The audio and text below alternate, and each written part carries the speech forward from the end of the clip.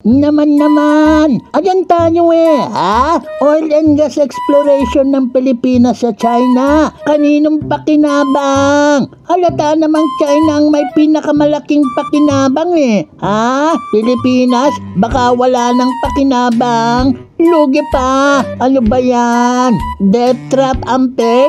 Ikaw China ha? Kitang-kita naman ang style mo ha? Bulok.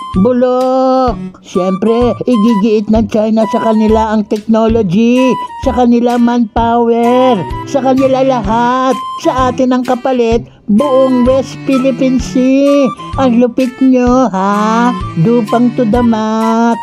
Kapal na mukha nyo. Ay, di naman kami papalugi sa inyo, no? China, kung matuloy man ito, hindi kami papayag na malihado at makuha mo ang West Philippine Sea. Ano ka, siniswerte? Walang ganun, no? Ha? Wala.